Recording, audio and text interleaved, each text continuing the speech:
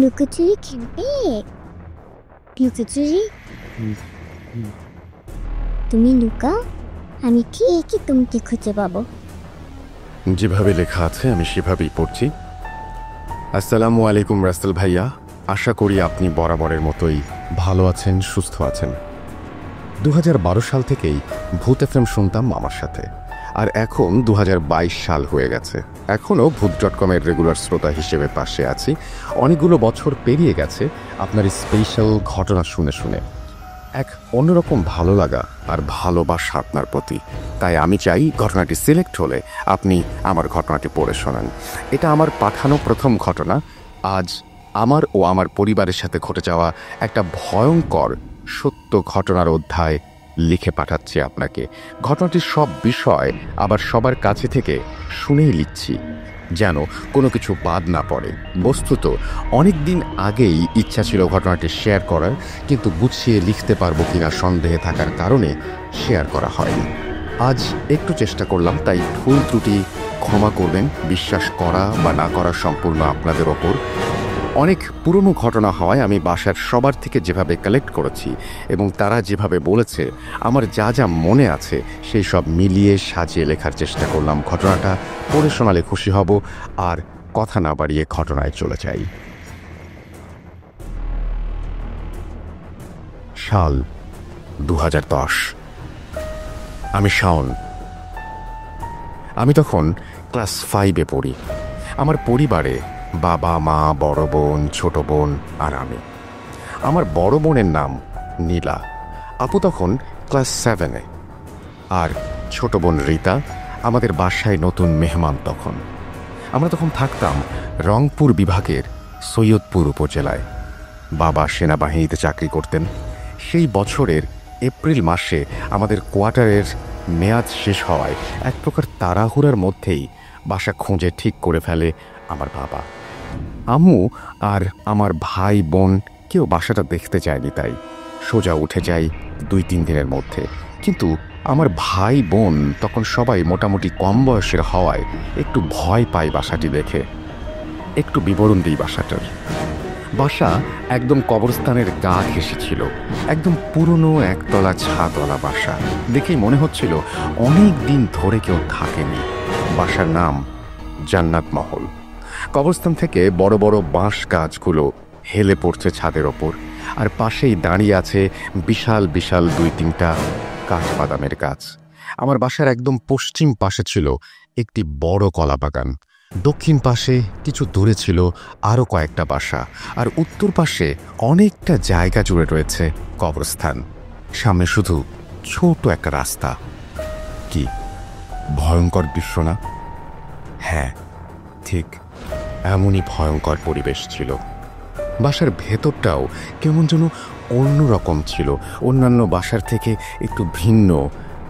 একটি ইউনিট, কিন্তু 2টি ফ্যামিলি থাকা যাবে এভাবে বানানো হয়েছে। জানালাগুলোর বেশিরভাগই ছিল কবরস্থানের পাশে। আমরা থাকতাম 2টো রুম নিয়ে, আর কেউ ছিল না পুরো বাসায়, তাই পাশের 2টো রুমই ফাঁকা ছিল। ঘটনার সূত্রপাত ঘটে সেদিন সন্ধ্যা রাতে। আমার আম্মা সিঁড়ির পাশে চুলায় রান্না করছিল একা বসে। একটু পর আম্মুর মনে হতে থাকে কে যেন সিঁড়ির ওপরের দিকে বসে আম্মুকে দেখছে, কিন্তু সিঁড়ির দিকে তাকাতেই আর কেউ নেই সেখানে। এভাবে আম্মু আবার চুলার দিকে তাকালে আবার চোখে কোণ দিয়ে দেখতে পায় কি যেন আসলেই বসে দেখছে আম্মুর দিকে, কোনো ছায়ার মতো কিছু। আম্মু ভয় পায় ঠিকই, কিন্তু চেপে রাখে ভেতরে। কারণটা একটু বলি। আম্মু ছোট থেকে বড় হয়েছে টাঙ্গাইলের এক গ্রামে। আম্মুর নানির কাছে অনেক জিন ছিল। ছোট থেকেই আম্মু এসব নিয়ে অনেক কিছু জানে। এ কারণেই আম্মু অনেক সাহসী এসব বিষয় নিয়ে। এমনকি আমাদের ফ্যামিলিতে সব থেকে সাহসী আম্মাই। ঘটনায় ফিরে যাই। আম্মু আমার বড় বোন অর্থাৎ নীলা আপুকে ডাক দেয়। নীলা আপু আম্মুর পাশে গিয়ে বসে। সে সিঁড়িতেই বসে। আম্মু আমার বোনের সাথে কথা বলার জন্য তার দিকে তাকাতেই স্পষ্ট দেখতে পায় কালো একটা ছায়া সরে গেল আধারের দিকে। রান্না করার জায়গায় কোনো লাইট লাগানো ছিল না। আগুনের আলোতে যতটুকু আলো ছিল ততটুকুতেই আম্মু বুঝতে পারে বিষয়টা। আম্মু দ্রুত রান্না শেষ করে আমার বোনকে সাথে নিয়ে ঘরে চলে আসে। এরপর আমাদের ঘটনাটা বলে। আমরাও ভয় পেয়ে যাই। আব্বু বেশি একটা থাকতো না বাসায়, যখন তখন ডিউটি থাকতো আব্বুর।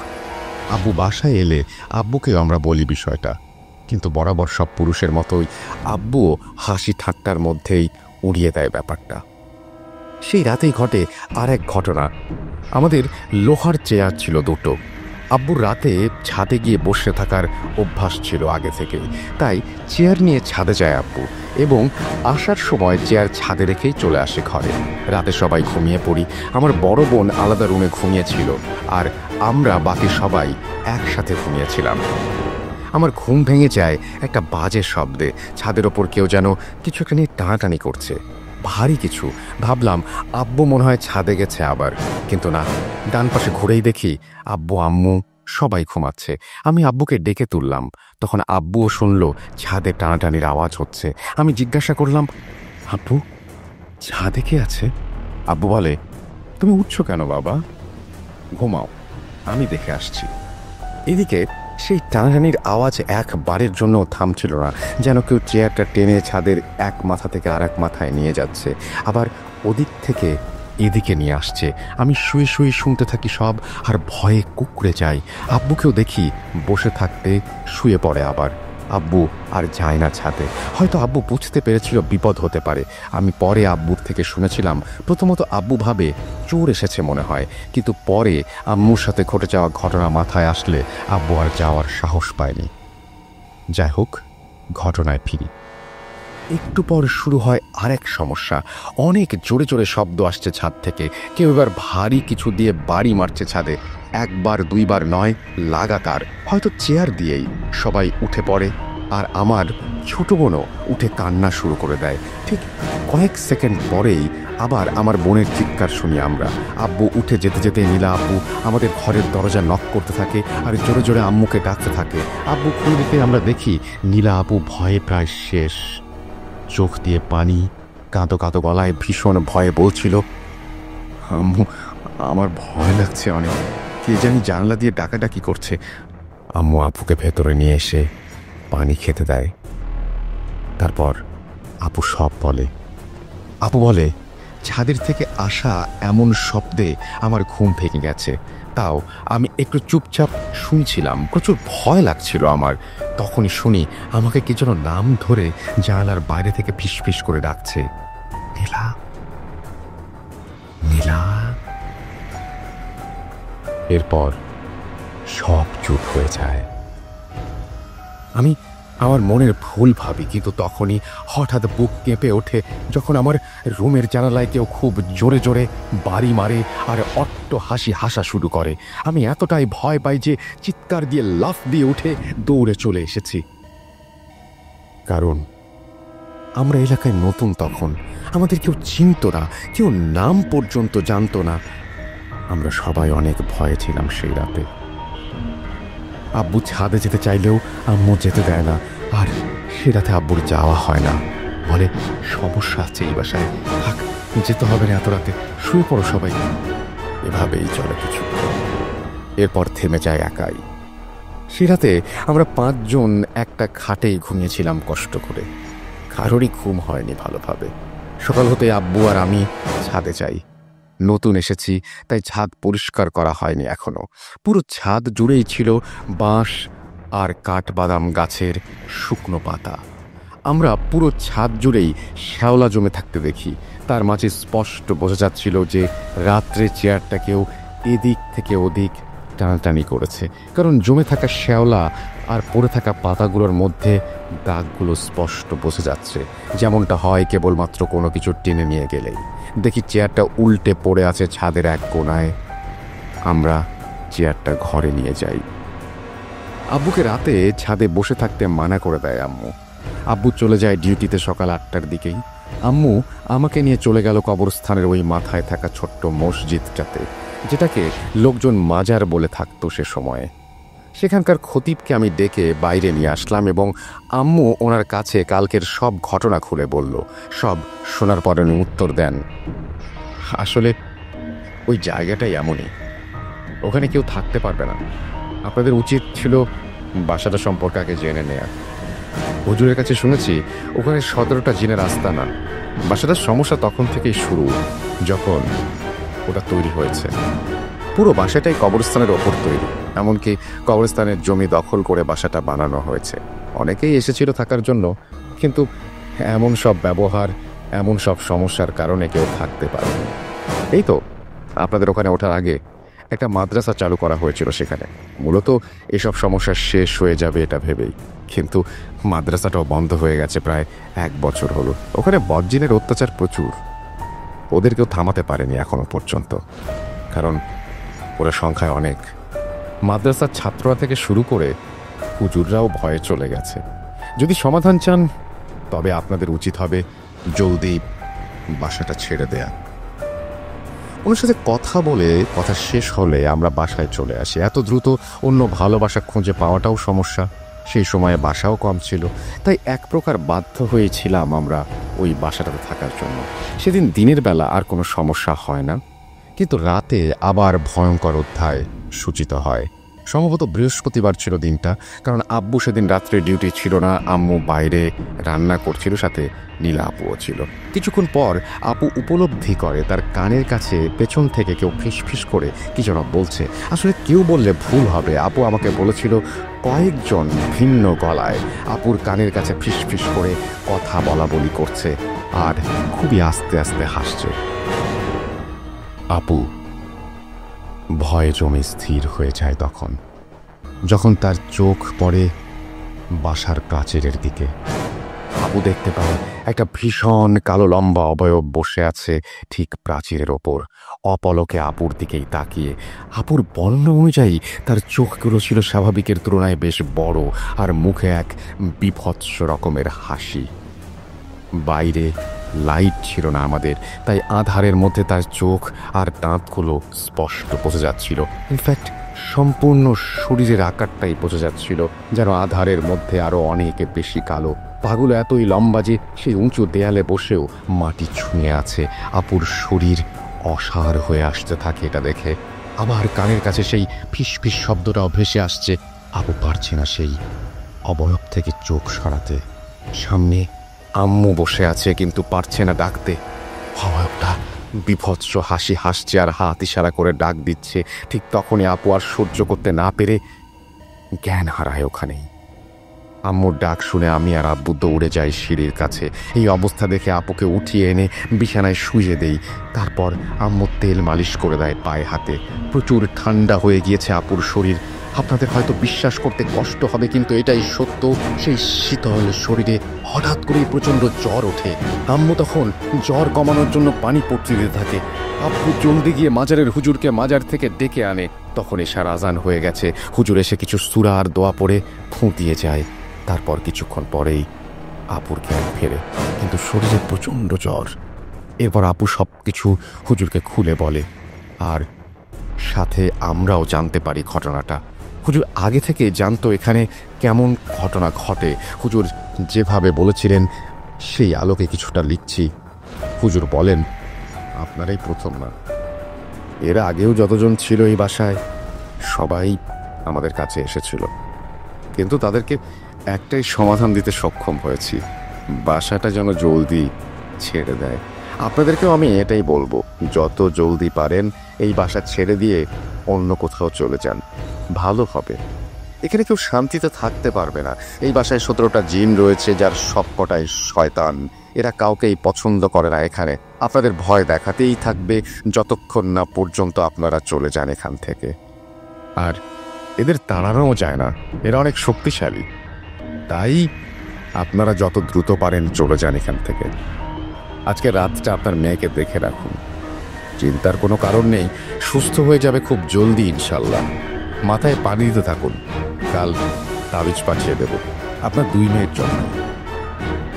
আমার ছোট বোনকে ঝেড়ে দিয়ে তিনি কিছুক্ষণ পর চলে যান। এখানে একটা বিষয় যোগ করব। আমার ছোট বোন রীতা, সে এখানে আসার পর থেকে সন্ধ্যায় খুব জোরে কান্নাকাটি শুরু করত। কোনো কিছুতেই তাকে থামানো যেত না, এক সুরে কাঁদতেই থাকবে অনেকক্ষণ, এবং এটা নির্দিষ্ট সময় পর চুপ হয়ে যেত। বাসাটা সব কিছুই সময় বুঝে শুরু হতো এবং শেষ হতো। তেমন অদ্ভুত না? এরপর সেই রাত আমরা আবার একই রুমে 5 জন ঘুমাই, কিন্তু মাঝরাতে আমার ঘুম ভেঙে যায় অদ্ভুত এক শব্দে। না, টানাটানির কোনো শব্দে নয়, কারণ আজ ছাদে চেয়ার নেই। আজ ছাদ থেকে মাটির গুঁড়া ফেলছে কবরস্থানে, একদম আমাদের জানালার সোজা। আমি একটু জড়সড় হয়ে যাই, আব্বুকে জড়িয়ে ধরি। একটু পর শুরু হলো ছাদের দৌড়াদৌড়ির শব্দ। 1 জন 2 জন না, অনেকজন একসাথে। আমার অল্প শব্দে ঘুম ভেঙে যায় কেন জানি। ঘুম ভাঙলে তাকিয়ে দেখি সবাই ঘুমাচ্ছে, আমি ডেকে তুলি সবাইকে। রাতের গভীরতার সাথে সাথে তাদের অত্যাচারও বাড়তে থাকে। কিছুক্ষণ পর ইট ফেলা শুরু হলো ছাদ থেকে। একটু পর পর ধপ ধপ ধপ ইট মাটিতে পড়ছে। আব্বু আম্মু বিষয়টা বুঝে আমাকে বলল, কিছু হবে না, তুমি ঘুমিয়ে পড়ো। আমি শুয়েই শুনতে থাকি, কারণ ঘুম আসছিল না। এভাবে অনেকক্ষণ চলার পর একাই থেমে যায় সব। আমিও ঘুমিয়ে পড়ি। আশ্চর্যের বিষয়, সকালে উঠে আমরা ছাদে গিয়ে দেখি সব ইট ঠিকঠাক আছে, কিন্তু তাহলে রাতে এত ইট কোথা থেকে পড়ল? এক প্রকার রহস্যই থেকে গেছে তা। জানিয়ে রাখি, বাসাটা 2 তলা বাড়ানোর জন্য ছাদের এক কোণে ইট এনে রাখা হয়েছিল, যদিও কনস্ট্রাকশন বন্ধ ছিল। আর রাতের বেলা পুরো বাসায় অনেকের পায়ের হাঁটাহাঁটির শব্দ পাওয়া যেত। বাসায় আমরা ছাড়া কেউ আসতো না। মাঝরাতের পর থেকে কেন যেন অনেকে কথা বলছে, লাফালাফি করছে, এরকম অনেক শব্দ, অনেক ঘটনা ঘটতে থাকতো। ঘটনায় ফিরে যাই। পরদিন জুম্মার নামাজ শেষে হুজুরের এক ছাত্র এসে তাবিজ দিয়ে যায় আমার বড় বোন আর ছোট বোনের জন্য। আল্লাহর রহমতে সেদিন আর রিপা কাঁদেনি সন্ধ্যায়। সব ভালোভাবে যাচ্ছিল। আব্বু আসে 9টা-10টার দিকে। আমরাও শুয়ে পড়েছি। আমরা ভেবেই নিয়েছিলাম আর সমস্যা হবে না রাতে, কিন্তু আমরা ভুল ছিলাম। আজ আবার বাবার সাথে ঘটে যায় এক ভয়ঙ্কর ঘটনা। আজ ছাদে কিছুই হয়নি, তাই আমরা সবাই শান্তিতে ঘুমিয়েছিলাম। আমার বাবা ওয়াশরুমে যাওয়ার জন্য ঘুম থেকে ওঠে। বলে রাখি, ওয়াশরুম যেতে হলে সেই ফাঁকা 2 রুম পার হয়ে যেতে হয়। আব্বু যেহেতু ঘুমের ঘোর নিয়েই যাচ্ছিল, তাই যাওয়ার সময় খেয়াল করেনি। বাসার সব গেট ছিল কাঠের, একমাত্র মেইন গেট ছাড়া। ওয়াশরুমে থাকা অবস্থায় আব্বু ওয়াশরুমের গেটের বাইরে থেকে নক করার শব্দ পায়। আব্বু প্রথমে ভাবে আমরাই হয়তো কেউ আব্বুর পিছে পিছে আসছি, তাই তেমন কিছু বলে না। আবারও নক করার শব্দ, ঠিক 2 বার। আব্বু এবার জিজ্ঞাসা করে, কে? করে উত্তর নেই ওপাশ থেকে। কিন্তু কিছুক্ষণ পর আবার নক করলে আব্বু রেগে ওঠে, এই কে? এবার ওপাশ থেকে উত্তর আসে একটা কর্কশ হাসি, মেয়েলি কণ্ঠে বলে, বের হবি না, বের হবি না। আব্বু প্রচণ্ড ভয় পায়, তবুও চুপচাপ ভেতরে বসে থাকে অনেকক্ষণ। একটু পরে আব্বু আবার নক করার শব্দ শুনতে পায়, কিন্তু শুনতে পায় অন্য কিছু। ওয়াশরুমটা একদম সেই ফাঁকা রুমগুলোর সাথেই ছিল। আব্বু শুনতে পায় পাশের রুমে খুব লাফালাফি চলছে আর কথাবার্তা, অনেকজনের উপস্থিতি সেখানে, এটা স্পষ্ট বোঝা যাচ্ছিল। কিন্তু আব্বু কি করবে সেটা আর ভেবে পাচ্ছিল না ভয়ে। অনেক ভেবে আব্বু অজু করে নেয় এবং সাহস করে আল্লাহর নাম নিয়ে বের হয় দরজা খুলে। সাথে সাথে সব নিস্তব্ধ হয়ে যায় একদম। কোথাও কোনো শব্দ নেই, একদম পিন ড্রপ সাইলেন্স। কিন্তু বাবা একটা জিনিস লক্ষ্য করে, পাশের রুমের দরজাটা খোলা, কেউ আসে না এই রুমে। তাহলে দরজা খোলা কিভাবে? আব্বু একটু এগিয়ে গিয়ে দেখতে চাইতেই দরজা একাই লেগে যায়। শব্দে আম্মুর ঘুম ভাঙলে আম্মু উঠে দেখে আব্বু নেই বিছানায়। আম্মু আমাকে ডেকে তোলে, নিয়ে যায় সাথে। আমরা দেখি আব্বু সেই ফাঁকা রুমের বাইরে জানালার সামনে পড়ে আছে। আব্বুকে ডাকি, ওঠে না। অনেক কষ্টে আমি আম্মু টেনে আব্বুকে রুমে নিয়ে আসি। এরপর ঘটে আমার সাথে ছোট একটা ঘটনা। আমি আব্বুর মাথায় পানি দেওয়ার জন্য পানি আনতে গিয়েছিলাম। টিউবওয়েল চাপতে চাপতে হঠাৎ করে কি জানি গেটের ছিটকানি লাগিয়ে দেয় বাইরে থেকে। আমি চিল্লাচিল্লি করতে থাকি জোরে জোরে, আম্মুকে ডাকি, বারবার বাড়ি মারি। আম্মু দৌড়ে এসে দরজা খুলে দেয়। অবাক আমরা, এবং সাথে প্রচুর পরিমাণে ভীত। সবাই খুব ভয়ে ছিলাম এসব দেখে। খুব ভয় বললেও কম হবে, সীমা ছাড়িয়ে গিয়েছিল ভয়ের একদম। আব্বুরও জ্বর চলে আসে। আমি আর আম্মু পানি দিতে থাকি অনেকক্ষণ, প্রায় ভোরের দিকে আব্বুর জ্ঞান ফেরে। এরপর আব্বুর কাছ থেকে শুনি আমরা পুরো ঘটনা। অজ্ঞান হওয়ার কারণ জানতে চাইলে আব্বু বলে, গেটটা ওভাবে লেগে যাওয়ায় আমি ভয় পাই অনেক। আমি চলে আসব এমন সময় হাসিটা আবার আমার কাছে আসে এবং আমার কানের কাছে আসে। আমি জানালা দিয়ে ভেতরে তাকাতেই দেখি হুবহু আমার চেহারার একজন ফ্যান লাগানোর জন্য যে রডটা সেটাতে ফাঁসি দিয়ে ঝুলে আছে। কিন্তু ভয়ের পরিমাণ আরও বাড়ে যখন দেখি আমার মতো দেখতে সেই জিনিসটাই এতক্ষণ হাসছিল। আমি আর সহ্য করতে পারিনি, চিৎকার দিয়ে জ্ঞান হারাই তখন। এত সব হওয়ার পর কারোরই থাকার ইচ্ছা ছিল না সেই বাসায়, কিন্তু অনিচ্ছা সত্ত্বেও আমাদের 1 মাস যাবৎ থাকতে হয়েছে সেখানে, যার প্রতিটি দিন কেটেছে নতুন নতুন রহস্যময় ভয়ঙ্কর ঘটনার সাথে। সবগুলো তো আর লিখে পাঠানো সম্ভব না, ইমেল অনেক বড় হয়ে যাবে। আমার আরেকটা অভিজ্ঞতা বলে শেষ করছি। এসব ঘটনার 2 থেকে 3 দিন পরের রাতের কাহিনী। আমি আর আমার বড় আপু একসাথে শুয়েছিলাম আপুর রুমে। আব্বু আসেনি তখনও ডিউটি থেকে। রাত 11টার মতো বাজে। হঠাৎ মেইন গেটে নক করার আওয়াজ আসে। বলে রাখি, আব্বু রাত করে বাসায় এসেছিল, তাই অভ্যস্ত হয়েছিলাম দৌড়ে গিয়ে দরজা খুলতে। আমি আব্বু এসেছে ভেবে দৌড়ে দরজা খুলি, কিন্তু কেউ নেই সেখানে। আজব ব্যাপার, আমি স্পষ্ট শুনেছি কেউ নক করছে। এরপর দরজা লাগিয়ে দিয়ে পেছনে তাকাতেই আবার নক করার শব্দ দরজায়। আমি কিছু না ভেবে খুলে দেই আর দেখি কেউ নেই। আজব ব্যাপার, কিন্তু এবার নিচে তাকিয়ে দেখি বড় একটা ব্যাঙ বসে আছে আমার গেটের সামনে। আমার ভয় লেগে যায় অনেক, তাই চুপচাপ গেট লাগিয়ে দিয়ে চলে আসি এবং আপুর সঙ্গে শেয়ার করি। বেশ কিছুদিন যাবৎ এরকম ঘটনা লাগাতার ঘটে যাওয়ায় এমনিতেই আমরা সব বুঝতে পারতাম সব। সেই একই রাতে আমরা ঘুমিয়েছিলাম সবাই, কিন্তু প্রায় 4টার দিকে আমার ঘুম ভেঙে যায়। সারা বাসায় লাফালাফির শব্দ হচ্ছে। মনে হচ্ছিল অনেকজন একসাথে বাসার এই পাশ থেকে ওই পাশে দৌড়াদৌড়ি করছে।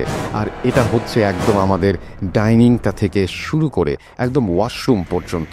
আমি ভয়ে জমে যাই একদম, কারণ এই কয়দিনে ফ্যামিলির সকলেরই বোঝা হয়ে গেছে কারা এমন করে। আমরাও কেউ বের হই না রাতে। এরপর যা হয় তার জন্য সম্পূর্ণ অপ্রস্তুত ছিলাম। মূলত আমাদের রুমের দরজায় জোরে জোরে ধাক্কা দেয়, যেন দরজাটা ধরে টানাটানি করছে, ধাক্কা দিচ্ছে। দরজাগুলো এদিকে অনেক পুরনো আর কাঠের তৈরি, তাই একদম ভেঙে যাবে মনে হচ্ছিল। আপুকে ডেকে তুলি আর আব্বুকে ডাকতে থাকে আমাদের রুম থেকেই। ভয়ে কেঁদে ফেলার মতো অবস্থা হয়ে গিয়েছিল, ছোট বাচ্চাই বলা যায় তখন। কিন্তু ততক্ষণে আমার শব্দ শুনে সব বন্ধ হয়ে গেছে। আপুকে ডেকে তুলে আমি দৌড়ে আম্মু আব্বুর দিকে যাই আর সব বলি। আমি কোনোভাবে আর থাকবো না সেখানে জানিয়ে দেই। তাই আমি সকালে উঠেই চলে যাই দাদুর বাসায়। কেউ না যেতে দিলেও আমি জোর করে দাদু বাসায় চলে যাই। প্রায় 11-12 দিন পরে এসেছিলাম দাদু বাসা থেকে। এটাই ছিল আমার ঘটনা রাসেল ভাইয়া, আপনার ভালো লাগলে পড়ে শোনাবেন। কিছুদিন পর পাশের রুমে একটা হিন্দু ফ্যামিলি উঠেছিল। তাদের সাথে আরও অনেক খারাপ কিছু ঘটে। আপনি এবং শ্রোতারা শুনতে চাইলে আমি বাকিটাও লিখে পাঠাবো। বাসাটা এখনও আছে, লোকমুখে শোনা যায় পরে দিনাজপুরের বড় মাদ্রাসার হুজুরকে নিয়ে এসে সব জিন সরানো হয় এবং বাসাটা স্ট্রংলি বন্ধ করা হয়। হুজুরের বাসা সম্ভবত ফুলবাড়িতে। এখন অবশ্য একদম নতুন করা হয়েছে, বাসাটা দোতলা হয়েছে এবং সেখানে ইউনিভার্সিটির ছাত্ররা থাকে। ভাইয়াদের সাথে পরিচিত হওয়ায় তাদেরকে জিজ্ঞাসা করেছিলাম, কিন্তু এখন আর এমন কিছু হয় না সেখানে। দেখলে চেনাই যায় না যে এই বাসা কত ভয়ঙ্কর ছিল। এই বলে শাওন তার ঘটনা শেষ করেছেন। আশা করছি এই ঘটনাটা আপনাদের ভালো লেগেছে। যদি ভালো লাগে তাহলে অবশ্যই আমাদেরকে জানাবেন এবং আমাদেরকে জানানোর জন্য আপনারা ফেসবুকে যেমন কমেন্ট করতে পারেন, ঠিক একইভাবে আমাদেরকে ইমেল করতে পারেন। আমাদের ইমেল অ্যাড্রেস হচ্ছে russell.hoops.com@gmail.com এবং আমাদের ফেসবুক পেজ হচ্ছে www.facebook.com/russell.satin। আমরা চলে যাব আমাদের পরবর্তী ঘটনায়, তবে তার আগে বলি, এই যে পুরো ঘটনাটা এটা যে আপনি শুনলেন, আপনি একটু ইম্যাজিন করেন এই মুহূর্তে যদি কেউ আপনার ঘরে নক করে এবং আপনি দরজা খুলে যদি দেখেন কেউ নাই, জানালা দিয়ে যদি কেউ আপনাকে ডাকে ফিসফিস করে বা আপনি শব্দ পান হুঁজি এরকম এলোমেলো কোনো শব্দ, কেমন লাগবে আপনার? একবার জাস্ট ভেবে দেখুন, তাহলেই বুঝতে পারবেন কতটা আতঙ্কে দিন পার করেছেন শাওন, কতটা কষ্ট হয়েছে তার সেই বাসায়। আমরা চলে যাব আমাদের পরবর্তী ঘটনা।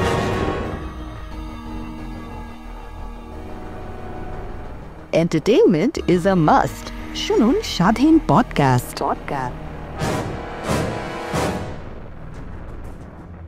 Spirit, be here with me.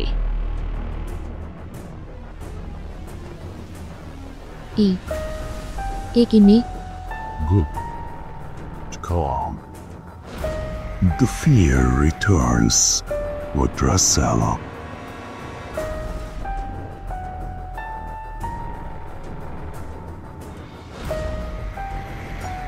যেভাবে লেখা আছে আমি সেভাবেই পড়ছি। আসসালামু আলাইকুম রাসেল ভাই, আশা করছি আপনি ভালোই আছেন। আমি টুম্পা, লিখছি মিরপুর থেকে। আজ আমি চাই আমার নামটি প্রকাশ করুন, কারণটা বলছি একটু পরেই। প্রথমেই আপনাকে ধন্যবাদ জানাই 114তম পর্বে আপনি আমার সাথে ঘটে যাওয়া কালো জাদু নিয়ে ঘটনাটি শেয়ার করেছেন। আমি অনেক খুশিও হয়েছি, কিন্তু তবুও একটি খারাপ লাগা কাজ করছে, কারণ ঘটনাটি শেয়ার করার পর আমি অনেকভাবেই শুনতে পেয়েছি যে ঘটনাটি নাকি মিথ্যা বা অন্য কারোর সাথে ঘটে যাওয়া ঘটনা যা আমি লিখে পাঠিয়েছি। প্রথমে বলবো, ওই ঘটনাটি আমার প্রথম পাঠানো ঘটনা ভূত.com। আমি কি আমার লেখার শুরুটাই মিথ্যা করব? দ্বিতীয় হলো, হাজারো প্রমাণ আছে আমার কাছে ঘটনাটি সত্যি এবং আমার সাথে ঘটেছে, আমার পরিবার সাক্ষী। তাই শুধু রাসেল ভাইয়ের জানার জন্য আমি আমার নিজের অ্যাড্রেস এবং সব কিছু লিখে দিচ্ছি, যাতে এর সত্যতা কতটুকু তা বিবেচনা করতে পারেন। আরও বলে রাখি, অবাক হলেও এত বছর আগের ঘটনা যে বাসায় থাকতে আমার সাথে ঘটেছে, সেই একই বাসায় এখনও আমরা আছি, কারণ আব্বু সরকারি চাকরি করার সুবাদে সরকারি কোয়ার্টার। তো আরও বেশি ভালো হবে যদি খোঁজ নিয়ে দেখেন, এবং রাসেল ভাই যেহেতু ঘটনাটি সিলেক্ট করেন এবং পরে তার কাছে সত্যটাই বলার চেষ্টা করছি, তাই রাসেল ভাই আপনাকে বলছি, ঘটনা সত্যি জেনেই আপনি পড়বেন। আমি সব ডিটেলস দিচ্ছি আপনাকে, আপনি এটা জেনে রাখুন, তাহলেই হবে। এরপরে তিনি তার নাম, ঠিকানা সব কিছু দিয়েছেন এবং এটা গাজীপুরের একটি ঘটনা, এবং আমাকে বলেছেন যদি কোনোদিন এরপর আপনাদের অবিশ্বাস হয় টুম্পা নিশ্চয়ই আপনাদের সবাইকে জানাবেন। তারপরে তিনি বলেছেন যে এবার আসি আজকের ঘটনায়। কষ্ট পেলেও ভেবেছি যারা সত্যি বিশ্বাস করেন না প্যারানরমাল কিছু আছে, তাদের জন্য ভূত.com একটি বিশাল মাধ্যম। বিশ্বাস করেন বা না করেন, জেনে রাখলেন কত মানুষ কত কষ্টে আছে এই সমস্যায়। আমি আমার আর আমার পরিবারের সাথে ঘটে যাওয়া একটি সিরিয়াল ঘটনা বলবো। সেই কালো ছায়া আমাদের পিছু ছেড়েও যেন ছাড়ে না। ওই ঘটনার 1 বছর পর, মানে আমি 7ম শ্রেণীতে পড়ি তখনকার সময়ের কথা বলছি, ওই ঘটনার পর তো ছোট ছোট অনেক ঘটনাই ঘটেছে। সেগুলোর মধ্যে যে ঘটনাটির কারণে এখনও রমজান আসলে গা শিউরে ওঠে, সেই ঘটনাটি বলবো আজ। অনেকেই মনে করেন রমাদান মাসে শয়তান বন্দি থাকে বা কোনো সমস্যা হয় না, কিন্তু সব জিন বন্দি থাকে না, এবং আমার সাথে না। শুধু ঘটনাটি আমার এবং আমার আপু এবং আমার ছোট ভাইয়ের সাথেও ঘটেছে। অবাক করা বিষয় হলো, আমার আব্বু আম্মুর সাথে কিছুই ঘটেনি। আমার সাথে সেই ঘটনাটা ঘটার পর আমি রাতে আজও একা ঘুমাতে পারি না। এখন আমি আমার আম্মুর সাথে ঘুমাই, আর ঢাকাতে সাবলেটে থাকি, তাও রুমমেট আমার বেডি শেয়ার করে। সেই রমাদানে আমার 3 ভাই বোন আমরা এক বিছানাতে ঘুমালাম। আগেই এপিসোডে বলেছিলাম যে আমাদের বাসার বর্ণনা 3টি রুম, 2টি বাথরুম, লাগোয়া বাথরুম। এই আব্বু আম্মু এবং কমনটির সামনেই আমরা মাঝের রুমটি তখন ফাঁকাই থাকতো। আর যেই রুমে আমার দাদা ছিলেন শেষবার, সেই রুমটিতে আমরা থাকা শুরু করলাম। রুমের একটু বর্ণনা দিলে বুঝতে সুবিধা হবে।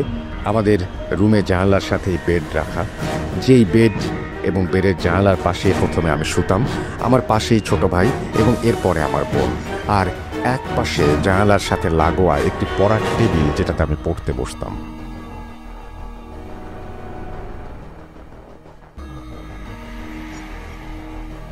রমজান মাস শুরু হলো, আমরা 2য় তলায় থাকতাম।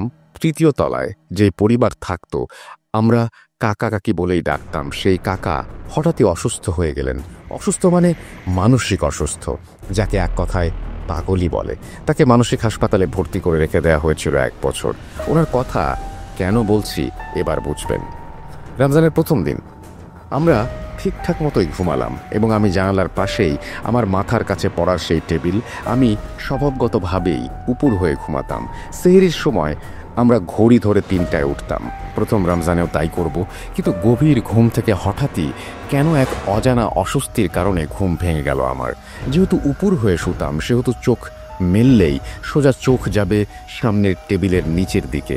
তাই হলো, চোখ খুলে আমি যা দেখলাম তা আজও আমার শরীরে কাঁটা দিয়ে ওঠে। আজও রমজান মাস চলছে। যাই হোক, আমি দেখলাম ওই 3য় তলার কাকা 4 হাত পা একসাথে করে কুঁচো বুড়ির মতো বসে আমার দিকে এক দৃষ্টিতে তাকিয়ে আছে, যেখানে কিনা এটা সম্ভবই না কোনোভাবে। প্রথম কথা, উনি হাসপাতালে। দ্বিতীয় কথা, এত রাতে, তাও আবার আমার টেবিলের নিচে বসে থাকা ইম্পসিবল। আমি এমনিতেই অনেক ভয় পাই। এটা আমি 2-3 পলক অবধি দেখেছি, এবং সত্যিই দেখেছি, কারণ আমার চোখের পলকেই ভ্যানিশ হয়নি। 2-3 বার পলকে দেখেছি এক দৃষ্টিতে আমার দিকেই ওইভাবে বসে তাকিয়ে আছে। এরপর আমি তো ভয়ে আমার বোন, ভাই সবাইকে ডাকার চেষ্টা করি, কিন্তু ভয়ে যেন বরফ হয়ে গেছি। ডাকার অবস্থাও নেই আমার, যদিও তার দৃষ্টিতে তেমন কোনো ভিন্নতা ছিল না, মানে রক্তলাল বা ভয় ফ্যাকাশে কিছু না। তবুও আমি ভয় শেষ। কি দেখলাম? শুধু এইটুকু আওয়াজ নাকি এত জোরে চিৎকারের মতো দিয়েছিলাম, তাতে আমার বোন উঠে গেছে। আমার বোন আমাকে বলল, কি হয়েছে? আমি তখন ঘেমে ভিজে একাকার হয়ে গেছি, কথাও বলতে পারছি না। আমার বোন লাইটটি জ্বালিয়ে দিল আর আমাকে পানি খাওয়ালো। ঘড়িতে 1:45 বাজে মাত্র। 3টা বাজতে অনেক দেরি, তাই আমাকে আবারও ঘুমাতে বলে আপু। কিন্তু ঘুম হবে না বললে ও আমাকে জিজ্ঞেস করলো কি হয়েছে। আমি সব কিছু বলার পর আপু আমায় অভয় দিল এবং বলল, এসব কিছু না, ভয় পেলে হবে, মনের ভুল হতে পারে। যাক, লাইট অফ করে দিল। কিন্তু আমি ঘুমালাম না, জেগে রইলাম 3টা অবধি। সেহরি খেয়ে নামাজ পড়ে তারপর ঘুমালাম সেদিন। দ্বিতীয় রমজানে ঘটল আরও ভয়ঙ্কর ঘটনা। সেহরিতে ওঠার পর খেয়ে নামাজ পড়ে শুয়ে পড়লাম। তখনও অন্ধকার, বাতাসই ছিল না। ফ্যানের বাতাসই শরীরের গরম নিবারণ করতে পারছিলাম না। ভ্যাপসা গরম, বাইরেও বাতাস নেই। শোয়ার আগে জানালার পর্দা তুলে দিলাম, পুরো জানালা খুলে দিলাম। শুয়ে তন্দ্রা মতো এসেছে। ঠিক তখনই ফিল করলাম জানালা দিয়ে এই গরমের মধ্যেও একটি শীতল বাতাস রুমে ঢুকলো, এবং সেই বাতাসটা যেন খণ্ডনীয় বাতাস। মানে মনে হলো যে এই বাতাসের পর আর কোনো বাতাস আসলো না, এবং সেই বাতাসের সাথে একটা পচা পটকা দুর্গন্ধ আমি নাকে টের পেলাম। এত পচা সেই গন্ধ আজও মনে হলে আমার বমি আসে। সেদিন অবশ্য আমি বমি করেই দিয়েছিলাম। সেই পচা গন্ধটা মনে হলো সোজা ঢুকে পড়লো ঘরে, এবং তারপরে ছড়িয়ে পড়লো এবং বাড়তে লাগলো। তন্দ্রার মধ্যেই ফিল করতে পারছিলাম এমন পচা গন্ধ, এবং গন্ধ মনে হচ্ছে কোনো এক জায়গায় স্থির হয়ে আছে, সেখান থেকেই ছড়াচ্ছে। আর সেই জায়গাটি হলো আমার সেই পড়ার টেবিল। এভাবে বেশিক্ষণ থাকতে না পেরে যখনই আমি উঠে যেতে চাইলাম, তখনই আমার শরীর ঝিম ধরে উঠল। যেমন অনেকক্ষণ এক জায়গায় বসে থাকলে পায়ে ঝিম ধরে যায়, তেমনি আমার সারা শরীরে আমার একটা ঝিম অনুভব হলো। এই ঝিম ধরা শরীরে আপুর ধাক্কা লাগাতে চোখ মেললাম। আপু বলল, আমার শরীর নাকি বেঁকে আছে, মনে হচ্ছে বাঁকাভাবে শুয়ে কপাল কুঁচকে আছি। দেখে আপু ডাক দিয়েছে। আমি জিজ্ঞেস করলাম, তুমি উঠলে কেন? আপু প্রথমে কিছু বলল না, কিন্তু আমি বললাম, একটা পচা গন্ধ পাচ্ছ? আপু অবাক হয়ে বলল, কি গন্ধটা পাচ্ছিস? আমি বললাম, হ্যাঁ। বিশ্বাস করবেন না, তখনও সেই গন্ধটা ছিল, সেখানেই ছিল, এবং পুরো রুম জুড়েই ছিল। তখন আমি বললাম, সব কিছু। আপু বলল, আমিও গন্ধটা পাচ্ছি, গন্ধেই উঠে গেছি। জানালা খোলা না? আমি বললাম, হ্যাঁ হ্যাঁ খোলা, তো তবুও গন্ধটা তীব্র যে বলে বোঝানো যাবে না। আমি আর থাকতে না পেরে বমি করে দিলাম। দরজা খুলে দিল আপু, লাইট জ্বালিয়ে দিল। ওদিকে আকাশও ফর্সা হতে শুরু করেছে, আলো আসলো রুমে। এরপর আমরা ঘুমালাম, এবং গন্ধটাও কমই মনে হলো তখন। রাসেল ভাই, সত্যি বলতে ওই মাসে ওইটাই আমাদের শেষ ঘুম রাত। পরদিন আবারও সেহরি খেয়ে নামাজ পড়ে শুলাম, কিন্তু ঠিক তখনই গতকালের মতো পচা গন্ধটা নাকে এলো। তবে অবাক করা বিষয় হলো, গন্ধটা এমন যে কেউ যদি নোংরা কাপড় পরে কারো পাশ দিয়ে হেঁটে যায় এবং সাথে সাথে গন্ধটাও সরে যায়, এমন হলো আমাদের 3 জনের সাথে। আজকে হলো উল্টো ঘটনা।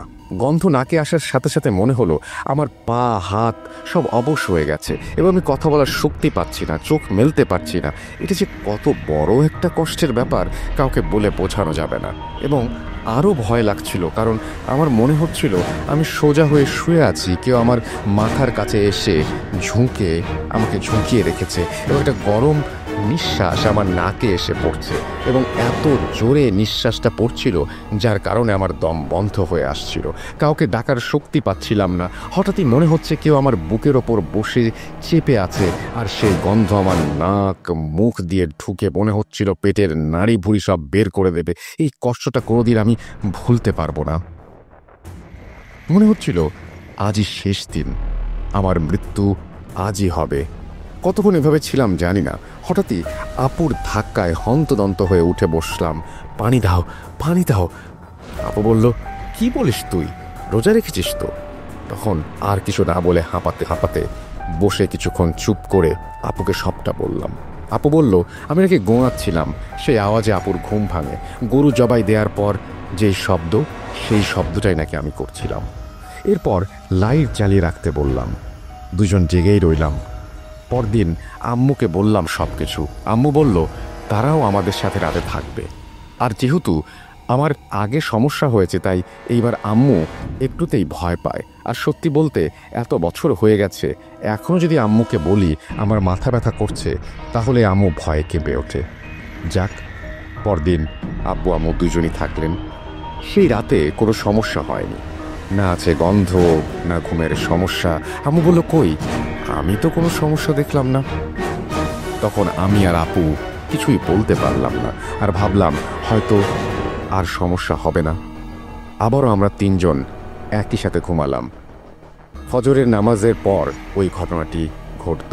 শুয়ে আছি, ঠিক তন্দ্রা এসেছে, তখনই মনে হলো আমার মাথার কাছেই সেই পচা গন্ধটা, এবং কিছু মুহূর্ত যাওয়ার পর কেউ হেঁটে বা সরে গেলে যেমন হয়, সেই ফিলটা তেমনই হলো। আমার চোখ ঘুমে আচ্ছন্ন। ঠিক তখনই আমি একটু গোঁ গোঁ আওয়াজ শুনছি, আর ভাবলাম ঘুমের মধ্যে স্বপ্ন নাকি, কিন্তু না। বেশ খানিক পরে বেশ জোরে জোরে শব্দটা উঠে আমার বোনের মুখ দিয়ে গোঁ গোঁ আওয়াজ হচ্ছে, আর মুখ বাঁকা করে ফেলেছে ও। ওর গায়ে জোরে ধাক্কা দেওয়াতেও হন্তদন্ত হয়ে উঠে বসে আর জিজ্ঞেস করে, কি হয়েছে? ও কিছু না বলে লাইট জ্বেলে দিল, আর বলল ও নাকি ফিল করেছে মাথার কাছে কেউ দাঁড়িয়ে আছে এবং ও হাত পা নাড়াতে পারছিল না। আর ঠিক তখনই নাকি আমি ধাক্কা দিয়েছি। এরপর আর ঘুমাইনি। সবচেয়ে বেশি ভয়াবহ ঘটনা আমার সাথেই ঘটেছে। যাই হোক, পরদিন মাকে বললাম। আম্মু হুজুরের থেকে পানি পড়া এনে দিল, কিন্তু লাভ হলো না। একদিন পর ঘটনাটি আমার ছোট ভাই, যে কিনা আমাদের মাঝে ঘুমাতো, তার সাথেও ঘটল। ও বেশি কিছু বলতে পারলো না, শুধু কেঁপে উঠছিল। তবে আমার আপু বলল অবাক করা ঘটনা, যা হলো এমন, যেদিন আপুর সাথে ঘটনা ঘটেছে সেদিন আমি ফিল করেছিলাম আমার মাথার কাছে কেউ আছে এবং সরে গেল, এবং তারপরে আপুর সাথে সেই একই ঘটনা ঘটে এবং আপু নাকি ফিল করেছিল যে তার মাথার কাছে কেউ আছে এবং অল্প সময় সরে গেছে। এরপরই আমার ভাই কেঁপে উঠছিল, অর্থাৎ একজনের থেকে সরে গিয়ে আরেকজনের কাছে যায় এবং এইভাবে আরেকজন আক্রান্ত হয়। লাইট জ্বালিয়ে অসহায়ের মতো বসে রইলাম তিনজন। এরপর আমরা তিনজন ঠিক করলাম লাইট জ্বালিয়ে রাখবো এবং সেহরির পর ঘুমাবো না। আর তাই করলাম। 30টি রোজা আমরা একইভাবে কাটিয়েছি। অবাক করা বিষয় হলো, রোজা শেষ হওয়ার একদিন আগেও আমরা সেই গন্ধটা পেয়েছি এবং ঈদের দিন থেকে আজ এত বছরেও আমরা ভাই বোন নাকি সেই গন্ধটা পাইনি। কিন্তু আমি আজও যদি একা থাকি, সেই ফিলটা আমার হয়, গন্ধটাও পাই মাঝে মাঝে। জানি না কি ছিল, জানি না কেনই বা এমন হলো। তবে ঘটনাটি আমার জীবনের অন্যতম একটি শিহরিত ঘটনা। এরপর আপনারা যদি আরও ঘটনা চান, আবারও পাঠাবো ঘটনা। ভালো লাগলে পড়ে শোনাবেন। ভালো থাকবেন। 100% শিওর থাকুন ঘটনাটি সত্য এবং আমার সাথেই ঘটা। থ্যাংক ইউ ভেরি মাচ আপনার ঘটনার জন্য। আশা করছি এই ঘটনাটি আপনাদেরও ভালো লেগেছে। যদি ভালো লাগে অবশ্যই আমাদের জানাবেন, যদি ভালো না লাগে তাও আমাদের জানাবেন। আমরা আমাদের পরবর্তী ঘটনায় চলে যাব, তবে তার আগে জানাই আমাদের ইমেল অ্যাড্রেস হচ্ছে russell.bhoot.com@gmail.com। আপনার নাম, ঠিকানা এবং ফোন নাম্বার সহ আপনার জীবনে ঘটে যাওয়া বা আপনার জানা সেরা ঘটনা লিখে পাঠিয়ে দিন আমাদের কাছে। ঘটনার শুরুতে অবশ্যই উল্লেখ করুন ঘটনাটি আপনি স্টুডিওতে এসে শেয়ার করতে চান নাকি আপনি চান আপনার ঘটনা আমরা পড়ে শোনাই। যারা দেশের বাইরে রয়েছেন তারা সরাসরি অডিও ক্লিপ পাঠাতে পারেন বা লিখেও পাঠাতে পারেন ঘটনা। আমরা চলে যাব আমাদের পরবর্তী ঘটনায়।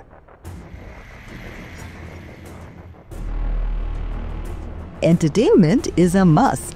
শুনুন স্বাধীন পডকাস্ট।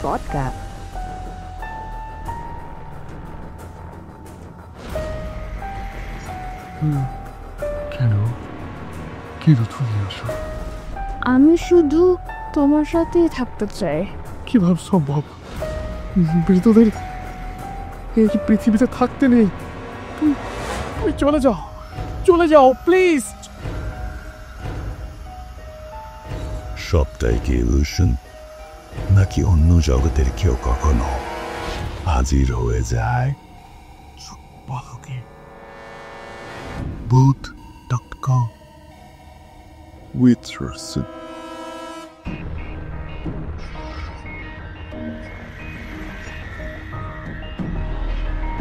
আসসালামু আলাইকুম রাসেল ভাই, আমি মোহাম্মদ শফিউল ইমরান, আমি নারায়ণগঞ্জ থেকে বলছি।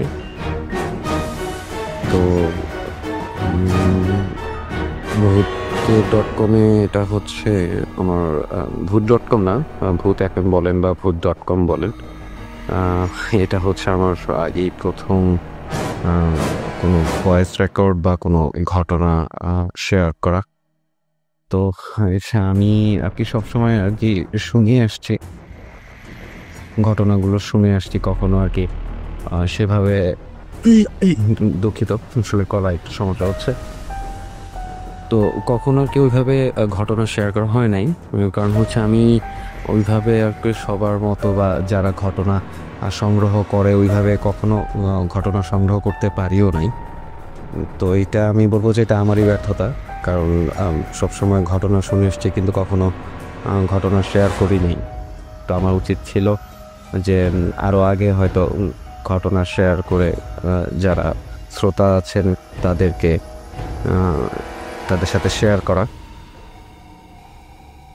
তো যাই হোক, আমি আসলে আমার এই ঘটনা বলার মধ্যে যদি কোনো ভুল ত্রুটি হয়ে থাকে তার জন্য আমি অগ্রিম দুঃখ প্রকাশ করে নিচ্ছে, এবং এটা সবাই আর কি আত্মীয় এবং যারা শ্রোতা আছে তারা এটাকে ক্ষমাসুন্দর দৃষ্টিতে দেখবেন এই আশায় রাখি। তো আমি সরাসরি ঘটনায় চলে যাই। এটা হচ্ছে আমি যখন আমি ইন্টার পরীক্ষা দিই, ইন্টার ফাইনাল পরীক্ষা দেওয়ার পরে যে সময়টা থাকে ওই সময় হচ্ছে আমি তাবলিগের আর কি, আমরা সবাই জানি তাবলিগের যে চিল্লা দেওয়ার একটা ব্যাপার আছে। তো আমি ওই এক চিল্লার সেটাতে যাই। তো আমার এক চিল্লার যেই সেটা হয় সেটা হচ্ছে, দুঃখিত এটা আমি আসলে যখন এসএসসি পরীক্ষা দিই, দুঃখিত আমি এটা আসলে ইন্টারের না, এসএসসি পরীক্ষা দিই। এসএসসি পরীক্ষা যখন পরীক্ষা হওয়ার পরে যে সময়টা, সেই সময়টাতে আমি হচ্ছে এক চিল্লাতে যাই 40 দিনে। তো আমাদের স্থান যেটা, যেই এরিয়া বা রোখ বলে তাবলিগের ভাষা, সেটা হচ্ছে আপনার পিরোজপুর, বরিশালের পিরোজপুর এরিয়াতে। তো এইখানে যাই, তো বেশ কিছুদিন সময় যায়। তো যারা তাবলিগের সাথে সময় দিয়েছেন তারা ব্যাপারটা ভালো জানবেন, ভালো বুঝবেন যে সেখানে যারা তাবলিগের সিনিয়র যারা থাকে, যারা অনেক সময় এই তাবলিগের পিছনে ব্যয় করেন, তো তাদের অনেক ঘটনা থাকে, অনেক ইতিহাস থাকে বা অনেক কিছু থাকে যেগুলো হচ্ছে তারা যারা জুনিয়র বা এমনিতেও যারা যারা সাথী আছেন তাদের সাথে তারা এই ব্যাপারগুলো শেয়ার করে। সেটা যে কোনো ব্যাপারই হোক, দিনের কাজে হোক, তারপরে হচ্ছে বা অন্যান্য যে কোনো ঘটনা হোক, সেটাকে ওনারা তাবলিগের ভাষায় কারগুজারি বলা হয়, এইটা আর কি বলেন। এমনই একদিন আমাদের আমাদের যেই সাথী ছিলেন একজন, উনি এই সাথীদের মধ্যে একজন হচ্ছেন আমাদের যিনি তাবলিগ জামাতের, ওই জামাতের যিনি আমির ছিলেন, যিনি আমাদের দলনেতা বা আমির যাকে বলা হয়।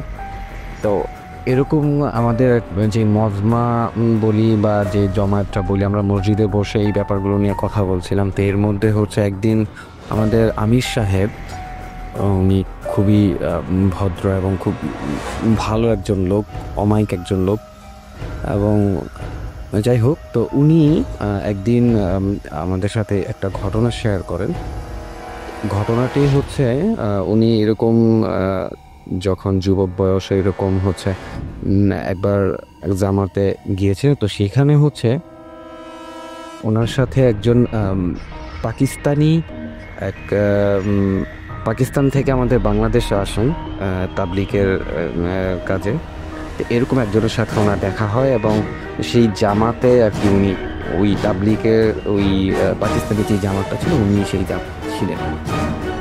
তো ওই ঘটনাটি মূলত ওই পাকিস্তানি যে লোকটা ছিল ওনার সাথে ঘটা। তো উনি আমাদের আমির সাহেব যিনি, উনি ওনার কাছ থেকেই এই ঘটনাটি শুনেন। আমি চেষ্টা করছি যতটুকু সম্ভব গুছিয়ে বল।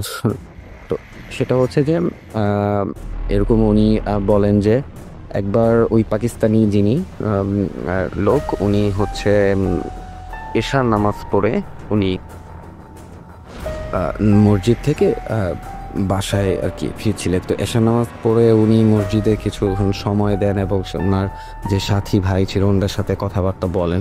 তো কথাবার্তা বলে মোটামুটি ভালো, ওনার তখন সেটা অনেক আগেকার ঘটনা। তো উনি বলেন যে প্রায় 10টার মতন বেজে যায়, 10টা সাড়ে 10টা বা এরকম একটা সময় বেজে যায়।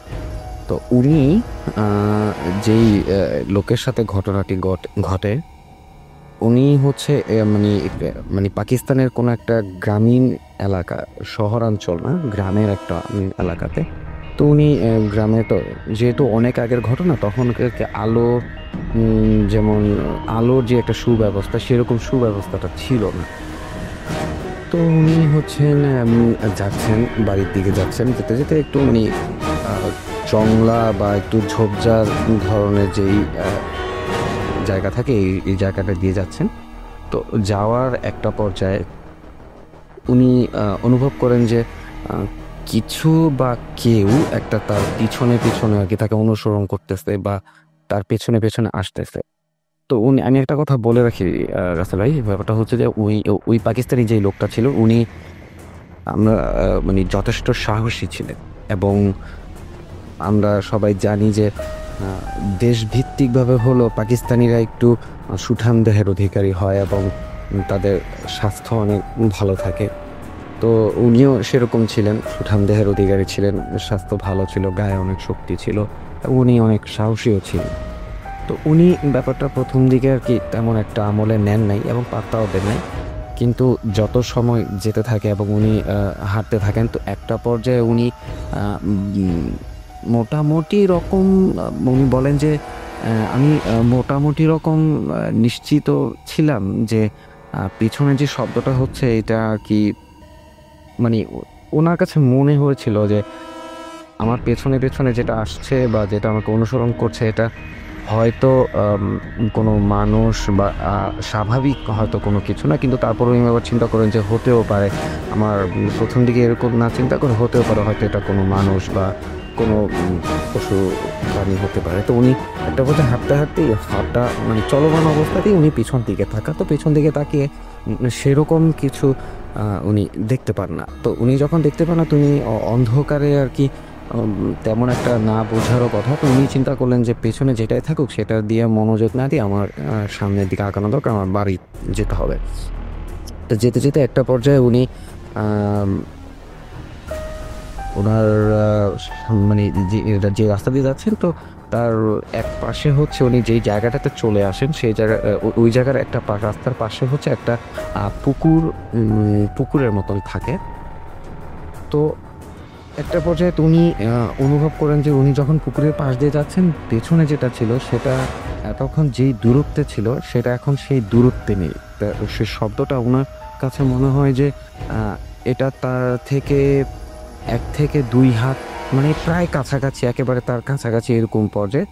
এবং উনি তখন হচ্ছে পেছন দিকে ফেরেন, পেছন দিকে মানে উনি কিছুটা মানে আমি আপনাকে কীভাবে বলবো, উনি আমাকে যেটা বলছেন যে পেছনে তার পুরো শরীরটা পেছনে উনি ঘুরাইতেও পারেন নাই, হয়তো অর্ধেক ঘুরিয়েছেন। এরকম পর্যায়ে উনি দেখলেন যে কিছু একটা মানে তাকে জাপটে ধরে ওই পুকুরের মতো উনাকে ফেলে দিচ্ছে এবং তাকে মানে জড়িয়ে ধরেই ওই পুকুরে পড়ে গেল। এবং উনি মোটামুটি মানে উনি ততক্ষণে বুঝে গেছেন যে এটা আসলে স্বাভাবিক কিছু না, অশরীরী বা অস্বাভাবিক কিছু একটা, এবং যেটা তাকে জাপটে ধরে পানিতে ফেলে দিয়েছে এটা যথেষ্ট শক্তিশালী এবং যথেষ্ট হচ্ছে আকৃতিতে বা দেহের আকৃতিতে এটা হচ্ছে অনেকটাই বড়।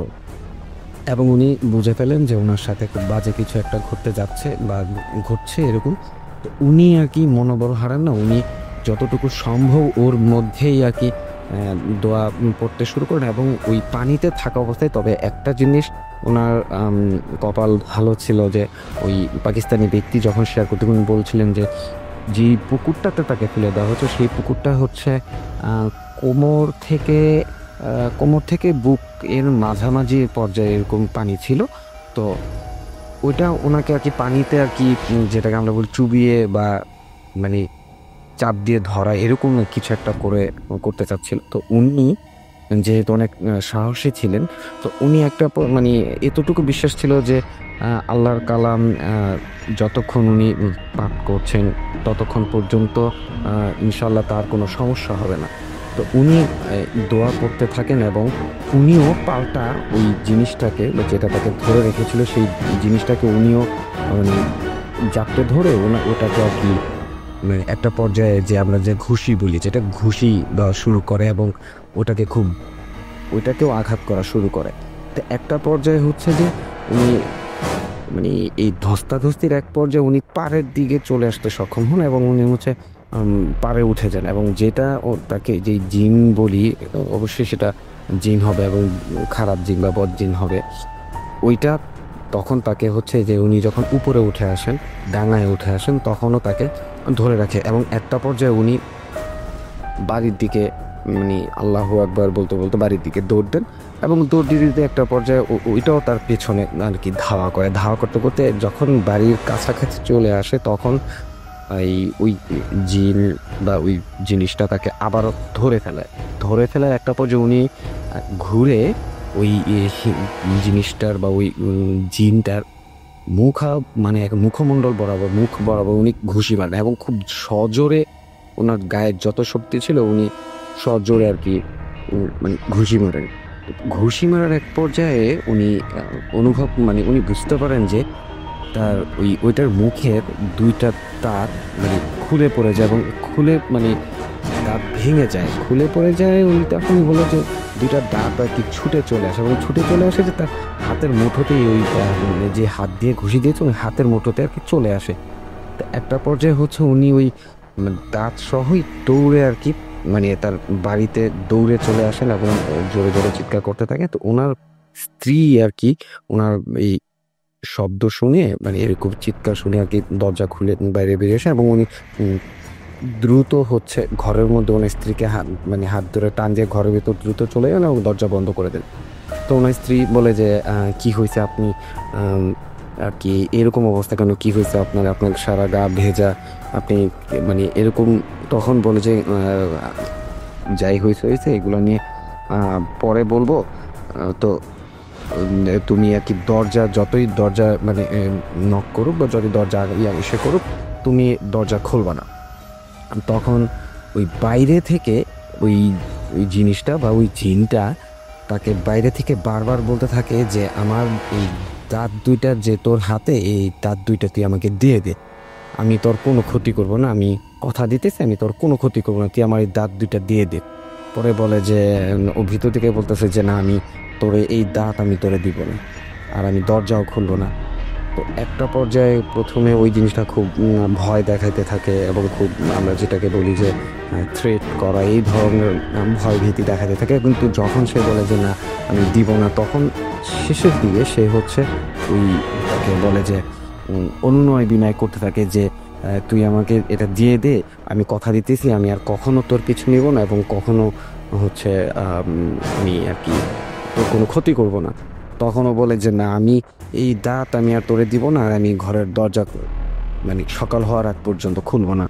তো এরকম করতে করতে করতে করতে মানে অনেক মানে বলা চলে যে সারা রাত তার সাথে এই ব্যাপারটা নিয়ে আর কি বার্গেইন করে, যেটা বার্গেইন করতে থাকে। কিন্তু সে তার সে তো অনর যে না। এরকম করতে করতে করতে করতে যখন ভোরের দিকটা চলে আসে, ভোরের দিক চলে আসে মানে আমার পুরোপুরি এটা এই জিনিসটা মানে এটা অনেক আগের ঘটনা। তো সেই 2010-এর দিকে আমি এই ঘটনা যখন আমি পরীক্ষা দেওয়ার পরে যখন জামাতে গিয়েছিলাম, সেটা 2010-এর ঘটনা। মানে আমি যখন শুনি আর কি এই ঘটনাটা, যখন সেটা 2010-এর ঘটনা। তো ওই সময় শুনো তো আমার পুরোপুরি এই দিকটা খেয়াল নেই যে এটা কি ফজরের ওয়াক্ত হয়ে গিয়েছিল নাকি এর আগেই সেই জিনিসটা চলে গিয়েছিল, এটা আমি পুরোপুরি খেয়াল নেই। তো পরবর্তীতে যখন ওই পাকিস্তানি লোক আর কি যখন ফজরের আজান দেয়, তো ফজরের আজানের ওয়াক্তের সময় সে যখন নামাজের জন্য বের হয়, তো তখন সে মোটামুটি রকম একটা নিশ্চিত থাকে যে যেহেতু আজান দিয়ে দিয়েছে এখন আর কোনো সমস্যা হওয়ার কথা না। তো উনি আর কি ফজর ওয়াক্তে যখন আসেন দরজা খুললেন, দরজা খুলে আর কি নামাজের জন্য বের হন। তো উনি বের হয়ে দেখেন যে ওনার বাড়ির সামনে দরজার সামনে একটা দাঁড় কাক, কালো একটা দাঁড় কাক, যেটা হচ্ছে আমরা সচরাচর একটা দাঁড় কাক কতটুকু বড় দেখি, এই স্বাভাবিক দাঁড় কাকের তুলনায়ও অনেক বড় একটা দাঁড় কাক তার বাসার যেটা হচ্ছে তার বাড়ির দরজার সামনে নড়ে পড়ে আছে। তো তো তখন আর কি উনি মোটামুটি রকম হয়তো মানে এটা মানে অনুমান করে নেন, বা হয়তো উনি এটা কি চিন্তা করেন যে হয়তো এটাই ছিল সেই জিন বা সেই বদ জিনের হয়তো মৃতদেহ বা কিছু একটা, যেটা হয়তো তার কাছে ওই দাঁতটা ফেরত দাঁত দুইটা আর কি ফেরত চেয়েছিল এবং তার কাছে হচ্ছে বারবার অনুনয় বিনয় বা থ্রেট করে যেভাবে হোক চেয়েছিল যে দিয়ে দিলে সে ফেরত যাবে। তো এটাই ছিল রাসেল ভাই কি ঘটনা। আমি জানি না আসলে কতটুকু গুছিয়ে বা কতটুকু সাবলীলভাবে কতটুকু ভালোভাবে আর কি বলতে পেরেছি আমি জানি না, কারণ যেহেতু এটা হচ্ছে আমার সর্বপ্রথম আজকেই প্রথম আমার ঘটনা বলা। তো যদি এটা প্রচারযোগ্য হয় প্রচার করবেন। আর এছাড়া আমার কাছে আরও দু একটা ঘটনা আছে যেগুলো হচ্ছে আমি যদি এটা প্রচার হয় আমি পরবর্তীতে আবার পাঠাবো। মূলত হচ্ছে আমি আরও একটা ঘটনা ছিল, যে ঘটনাটা এই সাম্প্রতিক সময়ে বলতে হচ্ছে গত বছরের ঘটনা, এবং এটা হচ্ছে আমার এলাকাতেই ঘটেছে। এবং আমি ওই ঘটনা যেই জায়গায় ঘটেছে সেই জায়গার অলরেডি ভিডিও এবং যেই স্থানগুলো যেই স্পটগুলো ঘটনার সাথে জড়িত সেইগুলোর অলরেডি আমি ভিডিও করেছি, কিন্তু ঘটনাটা এখনও রেকর্ড আমি করা হয় নাই। তো আমি চেষ্টা করব যত দ্রুত সম্ভব ঘটনা আর কি রেকর্ড করে আপনাকে দেওয়ার। তো এটাই আর কি। তো ভালো থাকবেন, সবাইকে ধন্যবাদ। আসসালামু আলাইকুম।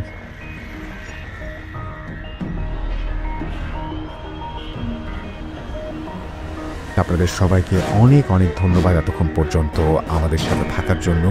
অনেক অনেক শুভকামনা রইল। সবসময় এই ইউটিউব চ্যানেলটি সম্পর্কে আপডেট পেতে আমাদের ইউটিউব চ্যানেলটিকে সাবস্ক্রাইব করুন। আশা করছি আমরা একসাথে অনেকটা পথ হাঁটব। আজকের মতো এখানে বিদায় নিচ্ছি। সবাই ভালো থাকুন, সুস্থ থাকুন, মোস্ট ইম্পর্টেন্টলি ভূত.com-এর সাথে থাকুন। আল্লাহ হাফেজ।